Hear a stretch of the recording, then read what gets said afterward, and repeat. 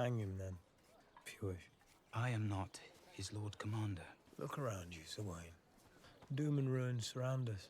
We'll all become beasts before our end. I am so fucking sick of Crispin Cole. Let's make him truly Crispy Cole and get rid of this guy. It is time for him to go. Fly away. He has no business being a commander if he is unwilling to do his job. Straight up. Hello everyone, this is Venus Brown. I am going to be doing a live stream breakdown of House of the Dragon along with a little bit of discussion. My breakdown this week is going to be done very differently than I usually will. I thought watching the show and leaving little clips of the video and then breaking it down afterwards was going to be a good method to do this. Just pre-record it and then edit it. It took a long time. That is part of the reason that it took me so long to get to this. My kid had an appointment. Tires are messed up, so I have to order new tires. Well, I already ordered new tires. And we had some problems with the dental insurance. So yesterday was not the day. It just was not happening. I didn't start editing it until last night. Just recording it took me quite a while that day. And I was up until 5 o'clock in the morning editing that. I think I have enough energy to get through this. What did you guys think of this episode? I thought it was pretty wild. It had a lot going on. I was very excited for it, and I think it lived up to what I was expecting. There were some issues, and I talk about it in my breakdown, and I will probably talk about it again. You are going to hear me at the end of the breakdown say that the episode was terrible, that the ending was terrible. It's not that I thought that it was a bad episode, it was that the ending was so devastating. So keep that in mind. I thought there was a lot of people that died, like a lot of important people that died or might possibly be dead. And I'm going to do a little rest in peace thing at the end for that. And yeah, and just like a lot of real devastation, a lot of real destruction, and a lot of things going on that the writers tend to do in these George R.R. Martin TV shows that I wish they wouldn't do with every show. It's like every show they gotta do the whole that insanity of Targaryens is at the flip of a coin. Like they gotta go with that all the time. They gotta go with the massive fucking patriarchy and treating women like they're hysterical people that can't do their job. Those were my issues. I do talk about it in the breakdown, and I will, I'm sure, talk about it again, because at the end, after the breakdown, I am going to talk about some of my favorites and least favorites, all of that stuff. I'll talk about some of the main themes that I saw in the show. That stuff will definitely come up. All right, let's go ahead and get to the breakdown. If you have any questions, any comments, please leave them in the chats. I don't get a lot of chats, but when I do appreciate it. I really do. Anyway, without further ado, let's get this started. I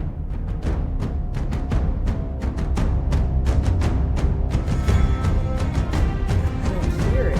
Did that intro sound a little different? I thought the drums sounded a little more drummy. I don't know, I might have just been imagining it, but I'll have to go back and check that out later. Oh my goodness, I didn't hear anything. I have the volume on that too low. Sheep Stiller gets himself a new rider. This girl's all outside. Sheep Stiller's wings are just all wrangled and all over the place. And he's got some pretty cool little pink markings on him alongside his black markings. This is going to be a wild ride, but she's got a rider now. Now we get to see how things actually go after the ride is all over. I can make it clean. Or... Might I at least know the accusation, my prince? Where is he? Who? My brother. Quarters! You are a traitor to the crown. I sentence you to die. No! My prince! Now, Aemon, of course, can't wait until he actually finds out some real information before he goes and tries to behead some innocent victim just because, they happen to be working on his brother in his bedchambers. Stupid, but not surprising for Aemon. Not surprising at all. I need milk of the poppy. Ah, the pain. If you mean to pass, you first have to denounce the usurper. Bend your knee. Because he is Aegon Targaryen. No. His crown. No. You can name your price for delivering him and his most trusted confidant. Now, of course, Aegon is in a lot of pain, but that's not going to stop him from getting caught by some of Rhaenyra's troops, and then Larys stepping in and calling him out once Aegon is unwilling to bow to Rhaenyra and swear allegiance to her. So, yeah, that was fun, but I guess Larys thinking on his feet actually worked to their advantage, at least in some way. It is a ruse. All right, I really apologize for this. When I edited this, I had the volume turned down, but I didn't have it completely muted. It is acting as if it's not playing the show track at all. And surrender Aegon to me. She, Helena and Jaehaera are spared, and that this war ends without further bloodshed. That is a low price. Rhaenyra, of course, is not listening to counsel. Alicent cannot be trusted, at least that's what Jace says, and that's what most of the people seem to think, but she objects. Hey, this woman took all this risk getting to me in private without a lot of freaking security or anything. I don't think she would be lying about this, but it is risky. And even if Alicent is telling the truth, she doesn't have a whole lot of control over things. And as we're getting ready to see, things are not going to go as planned, as often is the case. Why are you here? Aegon has abdicated the throne, fled King's Landing with that toad, Larys. Well, where could he have gone? Why? We must send a search party. Like, I guess it's okay, because I don't want them removing my live stream for copyrighted material. I found myself of little use. And I don't think it's enough that they would, but it's possible. The sea snake's strength. Now, what Alicent discovers is that, of course, her best laid plans are of no avail because everything's gone to shit. Everything is going differently than she expected. With a missing king and her not listening second son, I don't know. What's she gonna do? I guess we'll find out in a little while. The Lannister host is scattered, my prince. Ironguard was Yeah, smashed to the I did rock. not know it was going to be like this. It should Flesh not perished be by plague. no volume on the Righteous will show. fall away. Rivermen must be returned to the mud. Now, the Lord of the Riverlands, Lord Tully, reports to Daemon that, of course, lots of the Lannisters and other lords have been broken, defeated, broken up, have fled, and are likely regrouping somewhere else. While Daemon says we gotta keep on going and just track these people down till they're all fucking gone and defeated. Can't have people regrouping and trying to come back and do their own thing. We've come to die for the Dragon Queen. My camera fell down a little bit. I had to adjust it. Hopefully it's okay. Because it was like down to where it was like here. Yeah, it's better. The Starks are here. They are ready to die for their queen. And they bring along a head. Now I had to look this up. This is the head of one of the Lannister twins. The annoying, pompous ass Jason Lannister. So glad to see him gone. He was my least favorite of the twins. Goodbye and good riddance.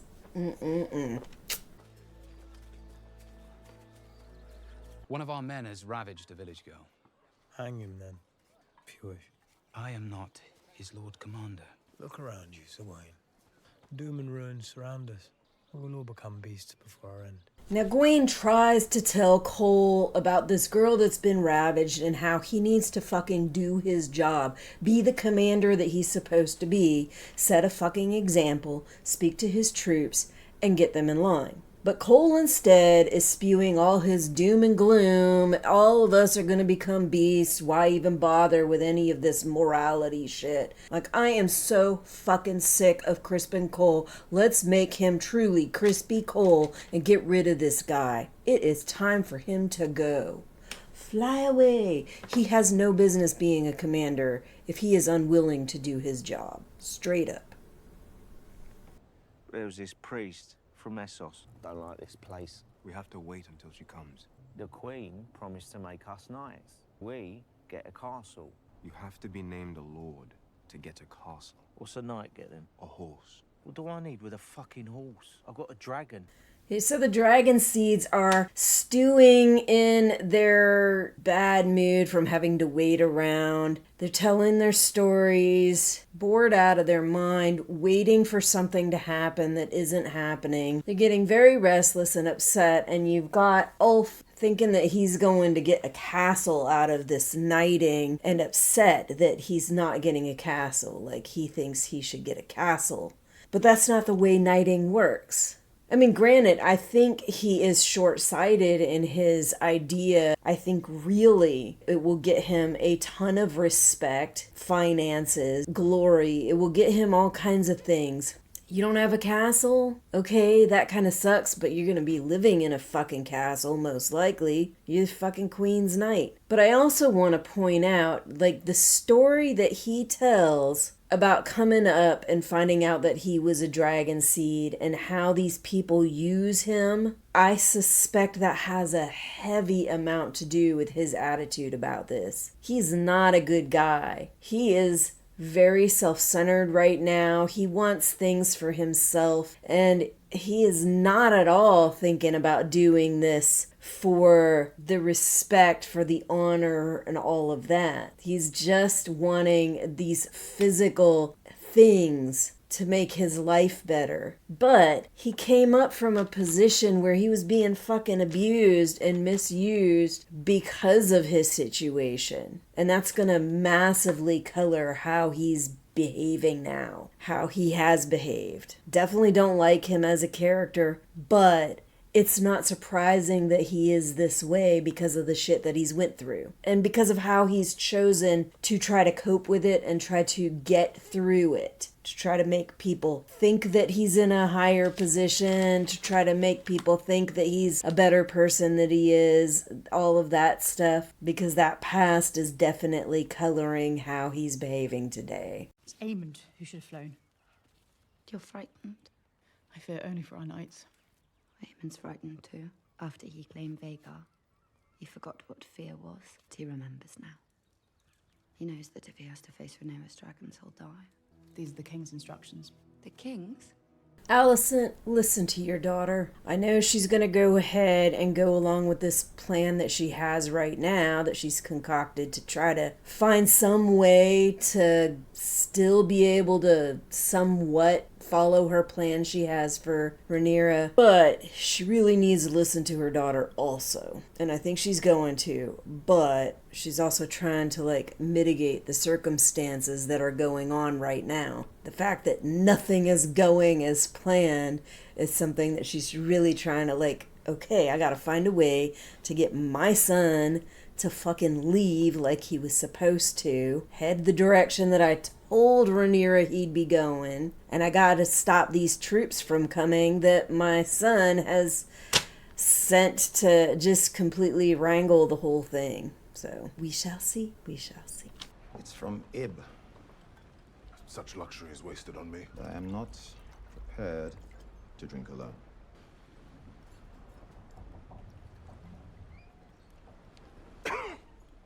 Dragon water. Breach between us. It was of my making. Never a name. I am sorry for it. Is it the Lannisters or the Greyjoys? It's the Triarchy. Bring my armor. Alright, Corlys and Alan sit down and have a nice little Father's Day drink together. No, not like your typical father-son experience. These guys have some issues to work through. And I think Corlys at least is trying to start to work through them. This is the beginning of what hopefully will be a better relationship for them. And we will see later on in the show that maybe this talk does have a little effect. I mean, Corlys starts out just kind of reporting on what's going on and what's to come, but then he turns around and backtracks to how he feels about what happened with Alan and his mother. That he is sorry, that it is his fault, that he put this in motion, that it is his responsibility, that he started it, that it was all on him. And then he starts talking about how he felt about his mom, which made Alan feel really uncomfortable.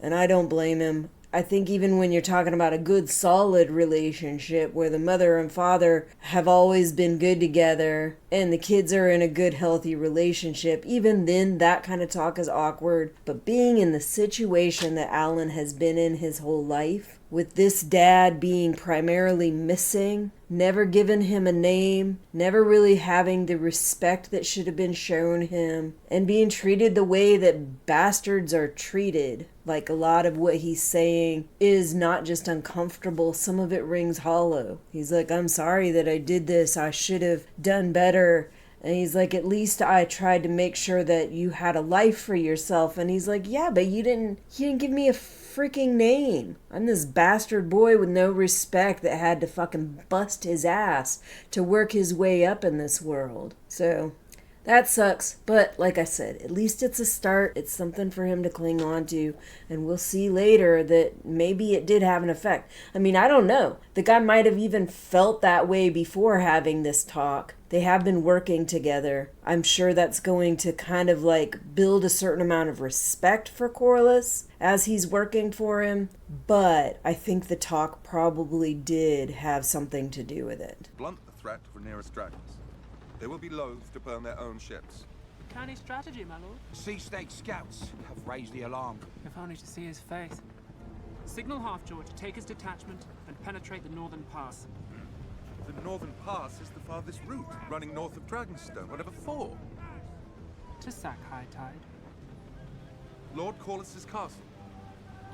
High Tide is a monument to the sea snake himself. Do you think his focus will hold when he sees his treasure room aflame? Well, shit. Now we got Lohar on a rampage against Corlys. Don't expect that to go well, but as we can see, they have their own idea of how they're going to get back at Corlys Velaryon. That maybe this treaty that they made with the Greens and the Lannisters isn't so solid as Tylan thought it was. Out for vengeance against Corlys. Yeah, this is gonna be fun. Not in a good way, at least not for anybody in this battle.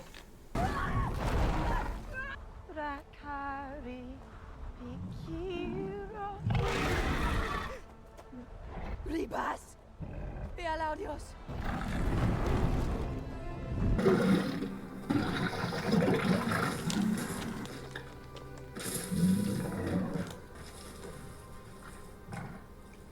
Our wild dragon has come bearing gifts, but exactly what can we expect from a claimed wild dragon? Sheepstiller has been living on his own, off the land, away from the dragons, away from royalty, away from the Velaryons, not getting any commands, not learning any training. He is just wild, wild as they come. And now this very young royal girl gets to find out just what it's like to try to command a wild dragon. I bring urgent word from King Aemon. King, is he now? I don't know why the other track is not working. I suspect there's something going on with my editor. Aemon says we have to make camp here and await further word. So Aegon's dead then? One king is as good as another. Have this lad bathed and fed. Give him a good tent. Yes, sir.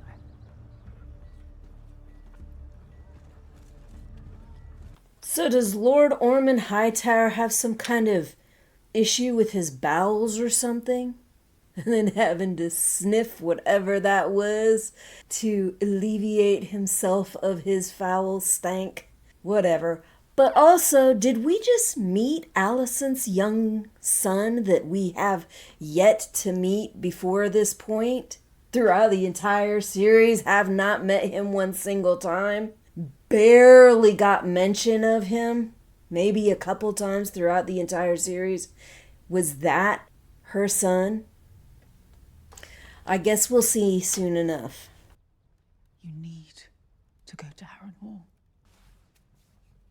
If you stay here and wait for Rhaenyra and her dragons is certain.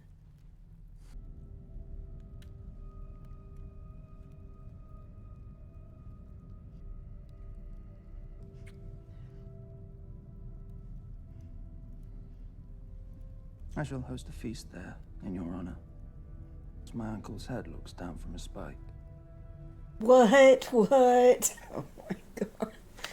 This girl, she is so often in these fucking awful sexual situations, and that look that she gave, like, oh my god, she wasn't even expecting that from her son. But we've seen that Aemon's got some mommy issues, and he has been acting them out on all these prostitutes that he's been with. So I'm not entirely surprised as to what happened.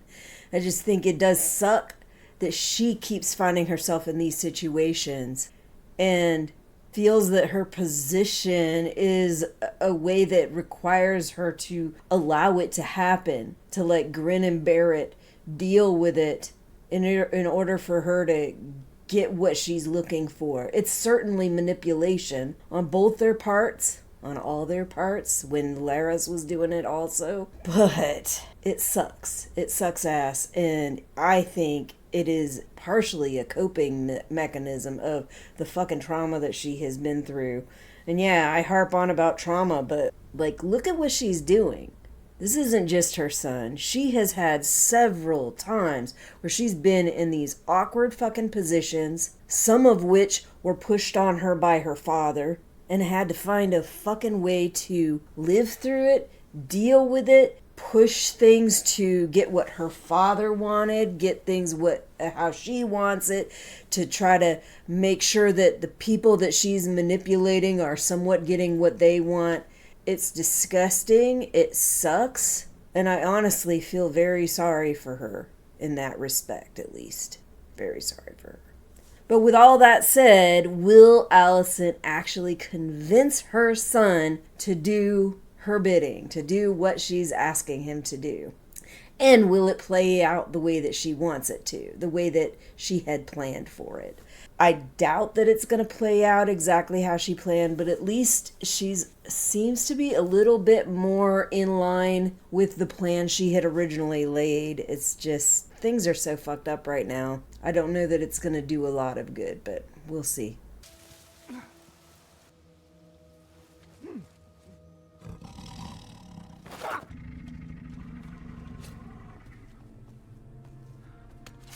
What is that? Fuck this place! What's happened? I'm leaving! Is what's happened? We must wait for Vhagar. But we stood watch, and Vhagar never came. Your friend's right. You're missing the battle. The Queen needs you at Dragonstone. Who are you? I'm a witch. Right, look after yourselves. Well, the dragon seeds have just met some creatures they were not quite prepared for, and they are creeped out. Ulf is ready to leave. The other ones are trying to talk him down. And Adam is like, are you just going to tell the queen that you're fucking craven? And he's like, I'm going to tell her the truth. We came, the fucking dragon never showed up, and we left. But then Alice Rivers shows up and tells them, look, he's right. Like, the fucking queen needs your help. She's a Dragonstone. She needs your help. You need to get to her. You know, the best laid plans, they don't always come to fruition. And then the one guy asks, who are you? And she's like, I'm a witch. And there goes Ulf. He's like, you guys are on your own. I am out of here. Off he goes. I can't say I blame him, but that was hilarious. That was priceless. I do think it's interesting seeing the way that Hugh the Hammer and Adam of Hull are kind of working together and communicating with each other, even if they don't completely agree. They are definitely on a very, very different level than Ulf is. And they do seem to work well together. They do seem to cooperate and communicate well. It will be, I think, off the wall if the split that is supposed to, spoiler, if the split happens that happens in the book where Ulf and Hugh Hammer turn cloak and head over to the other side, if they end up having to work together, I wonder how off the wall that situation is going to be, because I cannot imagine them working well together at all. But then again, maybe they split separately. Who knows? Maybe they split together, but for very different reasons. I just can't imagine them working together like that without the other one. Like, maybe it's one of those situations where they're like almost opposites and they help to balance each other out, but I don't imagine it's going to go well. An armada of ships sailing out of the rising sun from the east. They have sprung their trap. I shall go. Stop! You cannot! There is nothing you can say that I have not heard.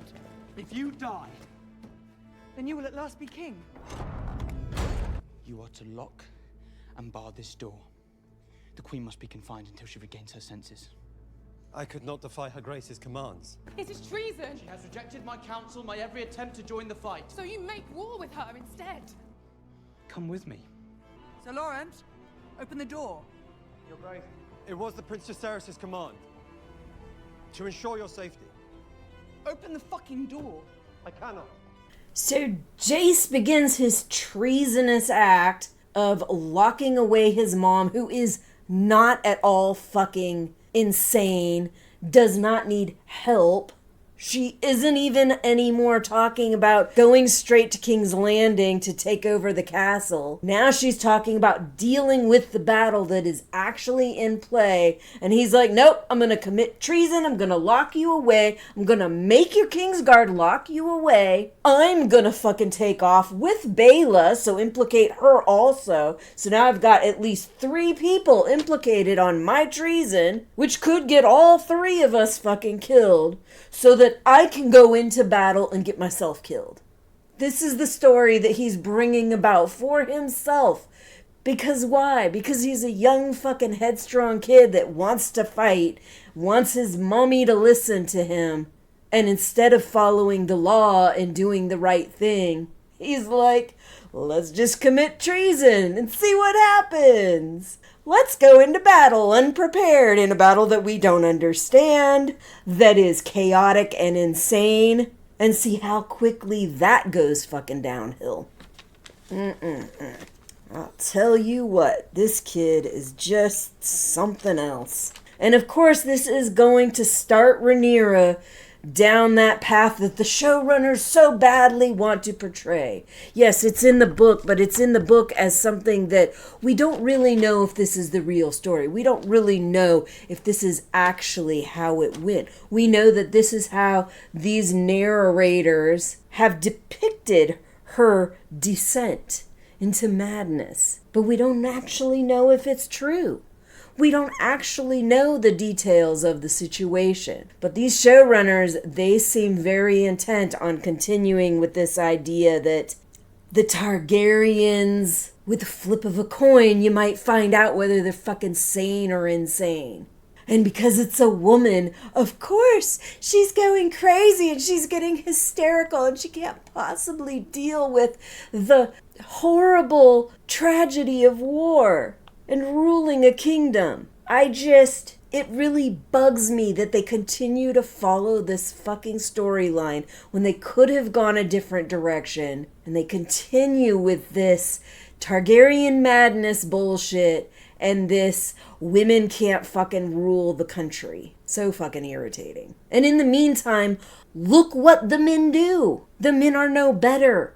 The men are no better emotionally controlled. They do crazy shit because of their emotions. The men are no better at ruling. They are no better at administrating and and creating a functioning kingdom. But we wouldn't know that, would we? Because so often women aren't even allowed to try to fucking rule anything without tremendous amounts of interference from everybody and their fucking brother. And sometimes their mother and aunts and sisters. Like, everybody wants to fucking interfere with a woman's ability to fucking rule anything. Yet they want to give men all the fucking chances in the goddamn world to continue to fuck shit up. Okay, I'm done with my ranting about this shit, at least for now. But you can count on me probably starting up again before this whole venture is over.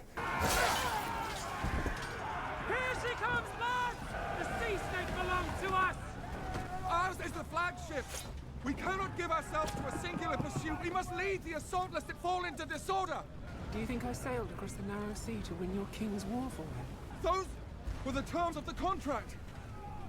The sea snake led the persecution and slaughter of my mates for more than 20 years. I sealed your contract for him. Join me as I sit the driftwood throne and dine on the sea snake's ears!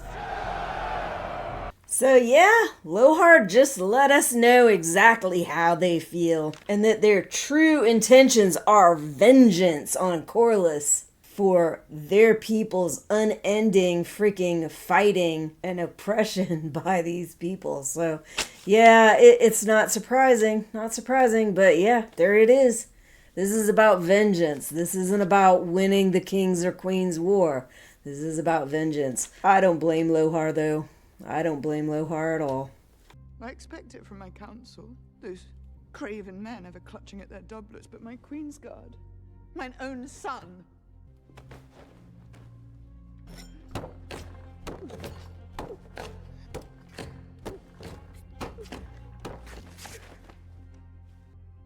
I may appear to have the weak and feeble body of a woman, but I possess the heart and spirit of a king.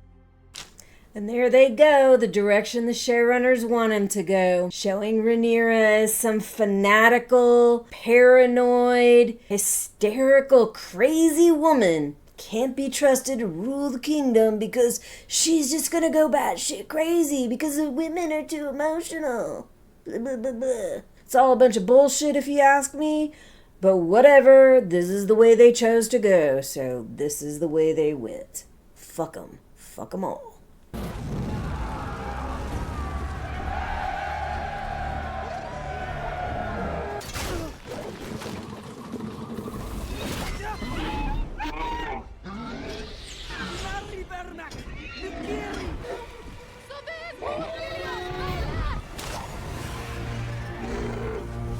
Now, while the Dragon Riders seem to be handling everything quite well, helping each other out, getting each other out of these jams, there is an unexpected variable about to show up. It's gonna put a total fucking monkey wrench in the whole damn thing. There is a way through the pass, but it is narrow. We do not know the lay of this place. Sea Snake will guide us. Let me. 40 yards now! 35! Bank the oars! It's the king! 25 yards!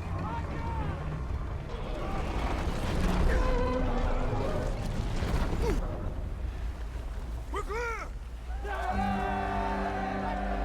The sea snake guides them through that narrow passage, but unfortunately Lohar's just going to follow his lead and use that to follow him through the passage. So great work, sea snake! You're doing awesome. Unfortunately, that is going to lead to your opponents actually drawing you out, actually catching up to you. We're going to Rant!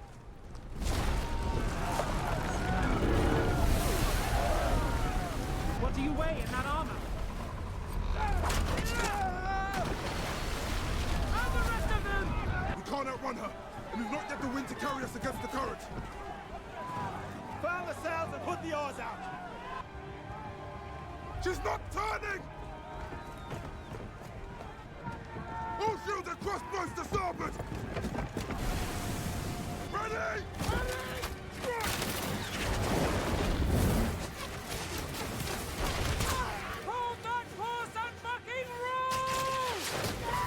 And there it is. Lohar is coming fast, and Burning High Tide is doing exactly what they had hoped it would do. Distracting Corlys. Alan is catching and pulling the slack and taking care of it, but it's not going to be enough. That ship is going to ram right into them, splitting it in half. Terrifying. We already seen that Tylan Lannister has been pushed over by Lohar. We did not see him die, but there's every possibility that he has. One of the many, many characters that will die in this episode.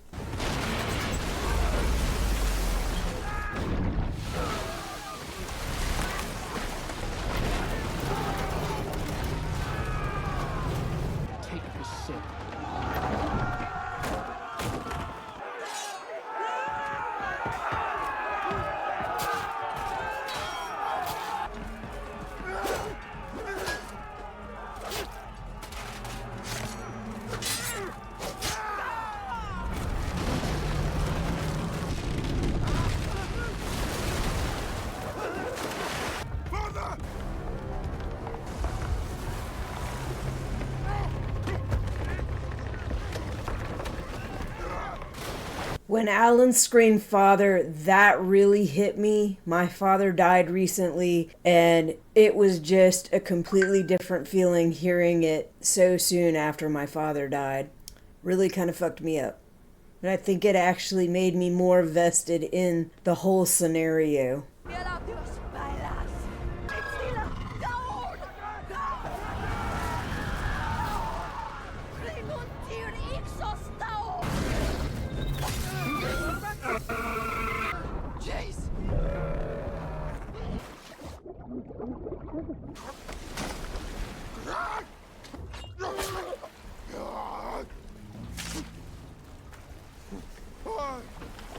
That was one bloody fight.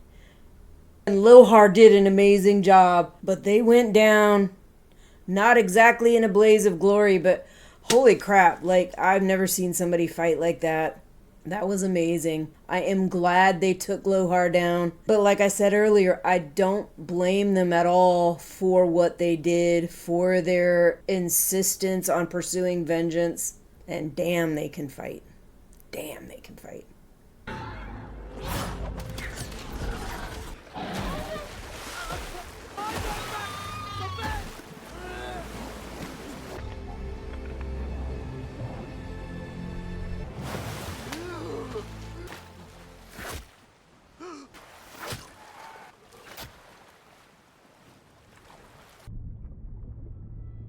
Jace's story is over. It all ended just like I thought it would, because what are you doing? Fucking going into a big ass battle with just your partner's help, locking up your mom, insisting that you're gonna fucking win the battle for her. You are young and naive and unprepared. You did some fucking awesome flying. And who knows, maybe if Rhaena hadn't showed up with her fucking wild dragon, things might have gone a little bit better, but the foreshadowing was right there. Him getting all excited and thinking that he was going to win the war for his mom, locking his mom up like that. It was right there. Could see it as clear as day. This kid wasn't going to walk away alive from this battle. And Sheep Stealer was unpredictable as hell, caused a lot of fucking monkey wrenches, and is the main reason that Vermax and Jace were down that far and got that close that they got caught by the fucking javelins again. But when it was all said and done, it is the Triarchy that really got him, that pulled that dragon all the way down. And Moondancer couldn't get low enough to freaking cut him loose again. So there was no cutting him loose. I did have some hope when he went and unhooked himself and started swimming up, but nah, the Triarchies were right there, ready to shoot him out of the water. And what else would he have done? I mean, he could have tried to swim under the water and evade them, but it's unlikely that would have worked, that would have helped. I mean, that might go along with story spoiler. The reality that in the book, I think they said that he wasn't found, that he was lost to the waters or something like that. But I might be wrong, but that's what I was thinking. Either way, there really was not much of a chance once he was down there like that in the middle of the water without something to get him away quickly. Really, really sucks.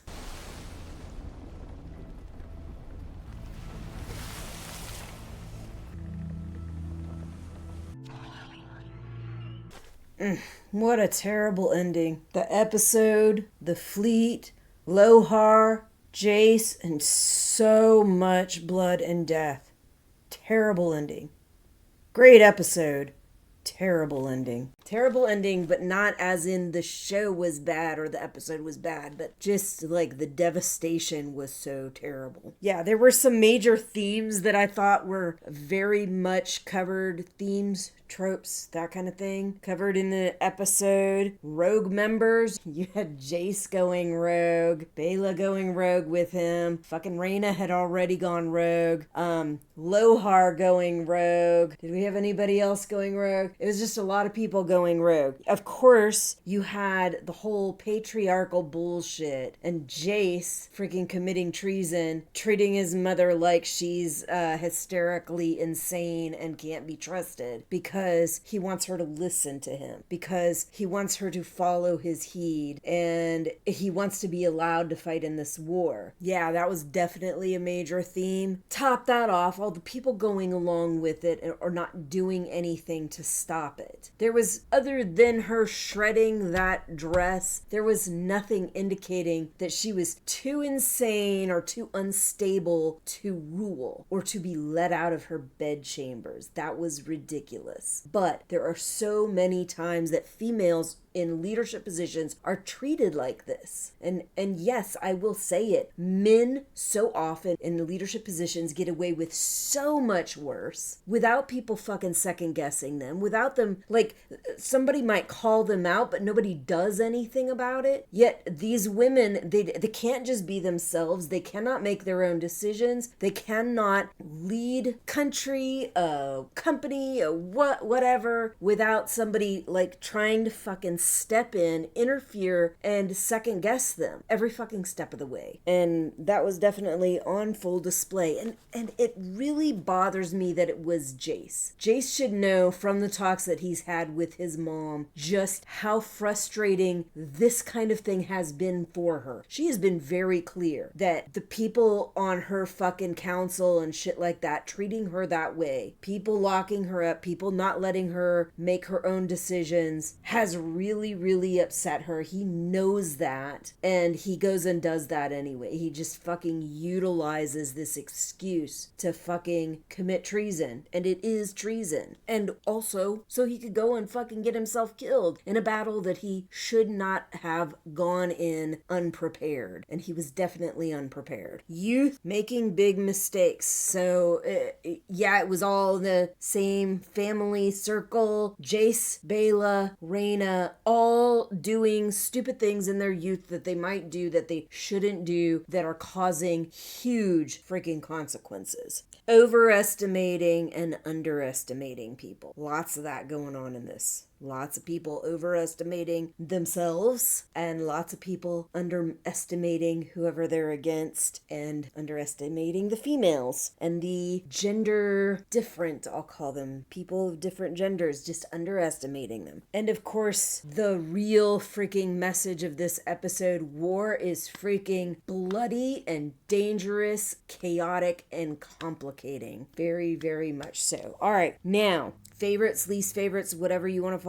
What do you guys think? Who do you feel was your VIP on this episode? For me, my VIP was Alan of Hull. That whole thing with him calling father after the situation that he's had with his father, this obvious gap in their relationship that needs to be mended, and him like going to fucking defend and avenge his father. I do not know if his father is dead. I highly doubt it, but he's probably thinking that this either killed him or may have mortally wounded him or something. He can't find him. He knows he's not there, and he knows that it's Lohar's fault. He killed them, got rid of them. I do think that what they did, it makes sense. I don't blame them, but it's one of those things where if somebody's like really attacking you, even if you think they were justified in their actions and they just keep attacking and attacking and attacking, then you are justified in attacking back and getting rid of them. And and Lohar has definitely been doing that, so he had every excuse to freaking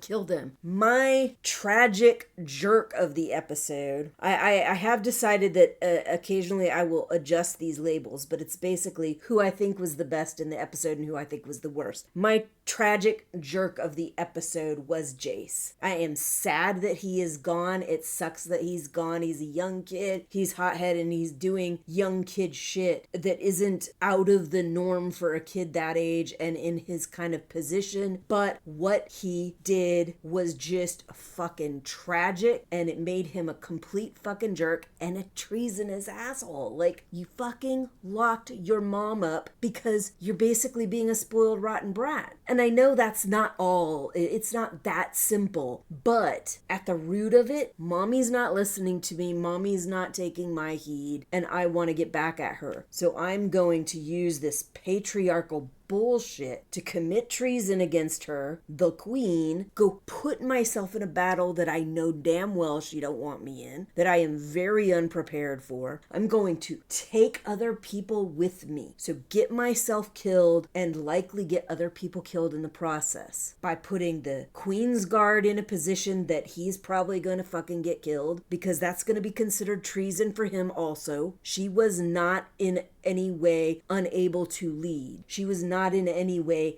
a danger to herself, like Jace was saying. And taking Bela along with him. Like, all that is just like fucking tragic jerk. Totally. Now, I did not put this person in my worst position because I don't think he's even freaking worth my time anymore. But can we please just get rid of Crispin Cole at this point? I am so sick and tired of him. I want him gone. He was something okay and interesting for a bit, but after all the crap he's done and his complete lack of fucking morals and ethics and his freaking veering to this doom and gloom and the ethics that I acted like I have, I'm not even going to pretend to have any of that anymore. I'm just gonna fucking not do my damn job. I'm in a position to command people and act like a freaking gloomy little teenage brat. I'm so sick of him. I want him gone. I want him away. Best scene to me was the ramming of the boats. How hard and fast that boat came at, and what did they call it? The bitch fist came at, what is Carlos's, I know he named it something special. I think it had to do with Renice, but I don't remember what it was.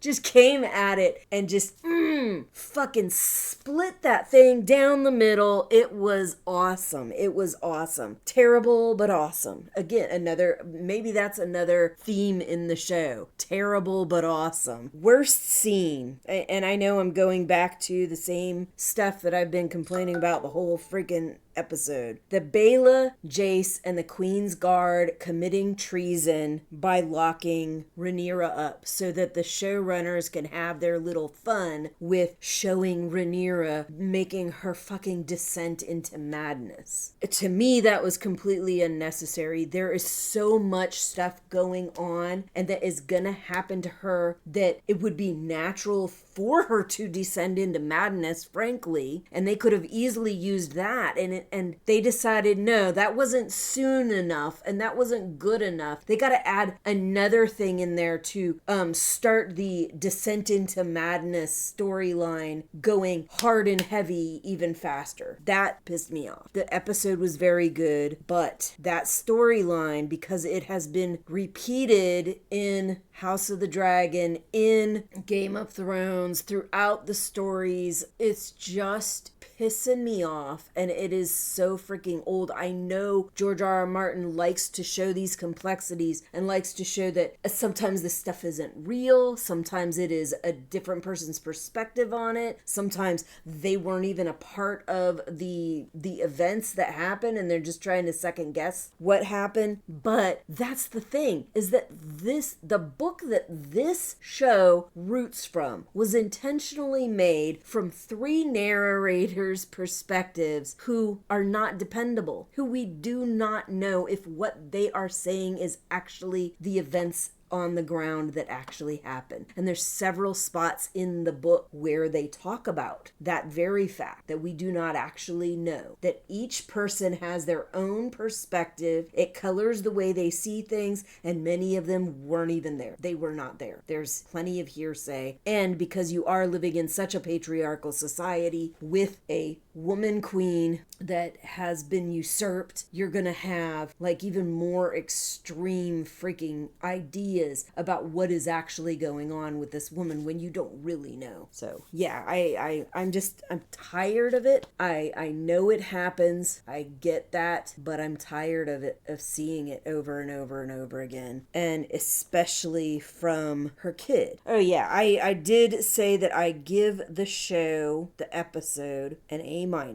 It was very impactful. It was compact. There was a lot of stuff going on. There were many things going on. And even though sometimes battle scenes really, like, they start to bore me, like I only need a little bit of battle scenes usually, and then I'm fine, and then we can go on to something else. And if the battling keeps going on, I will often find myself kind of zoning out and not paying attention to it anymore. But it was interesting enough and engaging enough that even though there was so much fighting and so much battle, I was still paying attention. I was still noticing the stuff going on, and I was still in awe, and I was not zoning off. So I think they did a really good job. I'm just so sick of these fucking storylines about hysterical women and patriarchy treating them like crap. And this whole fucking, ooh, if you flip a coin, you'll figure out whether a freaking Targaryen is insane or not. When really, are the Targaryens any more insane than any other group? If you put any of the other families in Westeros into this position and indicate which ones seem like they might have had a family member that goes crazy at some point in time, are they really going to be that much different? Is their level of insanity going to be lower than the Targaryens? I don't think so. There's some fucking crazy ass people in Westeros. Anyway,